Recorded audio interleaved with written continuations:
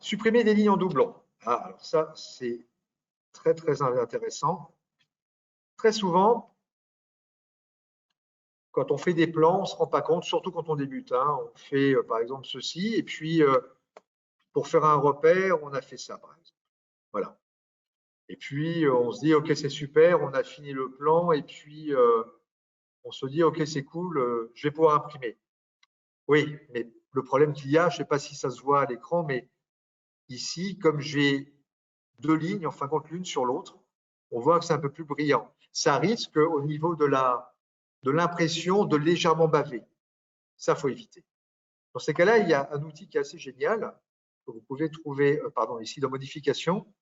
C'est un petit balai d'Harry Potter, là, supprimer les doublons. Je vous donne la pratique, cliquez dessus. Alors moi, je le fais personnellement quand je sélectionne tout mon plan. Je fais une première fois Enter et je refais une deuxième fois Enter. Hop, à partir de ce moment-là, regardez, le doublon est dégagé.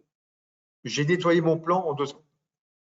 Qu'en est-il si l'autre ligne n'était pas sur le bon calque? Imaginons, je crée un nouveau calque, je le rends actif, et puis je vais mettre une couleur jaune, par exemple. Voilà.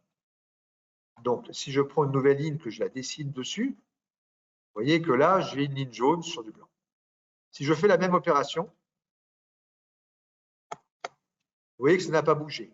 Pourquoi? Parce que je n'ai pas dit à AutoCAD de prendre en ligne de compte qu'il pouvait y avoir des lignes en doublon qui viennent d'autres calques. Dans ces cas-là, je recommence, je clique ici, je sélectionne, je fais une fois Enter, et vous voyez qu'au niveau de la petite fenêtre, je coche calque. Prends en compte le fait qu'il s'appuie sur d'autres calques. Je fais OK, et vous voyez que cette fois, ça disparaît. Voilà comment on travaille avec des doublons.